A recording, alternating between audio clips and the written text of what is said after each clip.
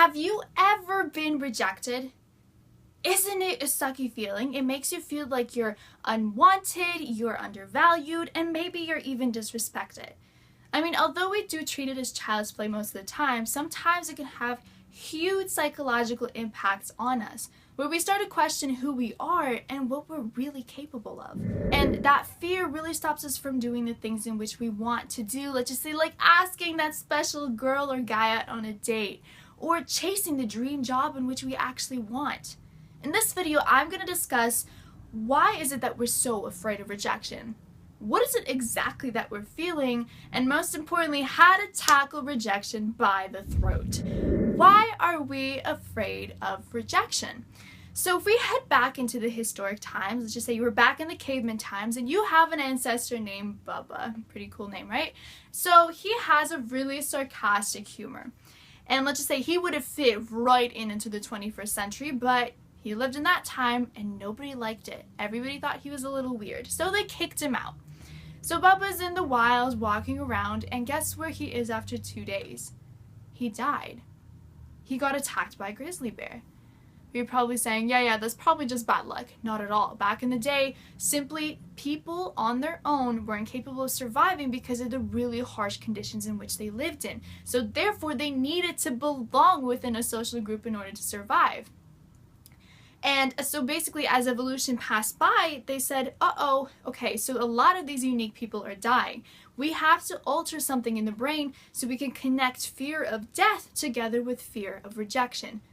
And bam, people began to be afraid of being rejected. Okay, but what's actually going on in our brain when we feel rejection? So according to brain research, which reveals that the areas of your brain that register pain due to physical injury, which is the dorsal anterior cingulate and anterior insula, also register the emotional pains of rejection. What? So can you imagine that if you had a football player just running into you right now, that would be the exact same pain as if you were to get rejected on a date? That's crazy!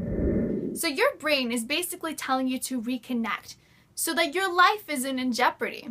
Now, although this may have been helpful so many years back, it seems like today it has a negative impact than anything else, right? It really stops us from taking risk, and it really has an emotional and psychological impact on us, right? We start to question who we are and whether we're actually capable.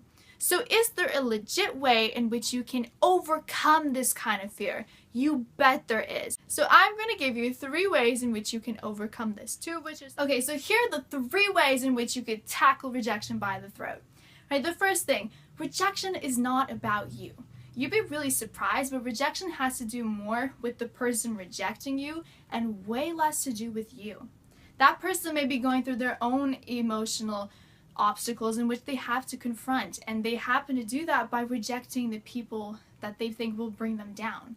But really, it doesn't have to do about you. Although sometimes it may. Sometimes there may be some behaviors that may be a bit off about you, but instead of reacting negatively to them, try to take a look at yourself from a third perspective and take a look, how am I acting? What is my behavior like? What am I talking about? Right? And then try to build yourself up instead of saying, oh my goodness, everybody's just against me. The second thing, don't make rejection your life story. Don't be one of those people that just has victim on their shirt. No, you're not a victim. Find yourself the people that will support you and will help you grow so that you can learn to take risk. And that's leading to the third thing. Be able to take risk for that emotional growth. Okay, so there's this thing called rejection therapy, and this was coined by Jason Cowley, which is a psychologist. And so the rules of the game goes like this. So you have to be rejected by one person at least once a day. It's as simple as that. Literally, you come up to a person and ask a ridiculous question, for instance, like, excuse me, can I borrow $100? And you're meant to get a no. You're trying to expose yourself to as much rejection as possible so that you can learn to desensitize rejection, and you're like immune to it in the day-to-day world from then on. And once you establish that kind of rhythm every single day, for instance, for 30 days, for 100 days, you literally start to become immune to it. No joke. I started doing it, and honestly, I cannot stress the amazing effects it has had on me. I started to be more comfortable with saying ridiculous things in front of people and not worry so much about your image.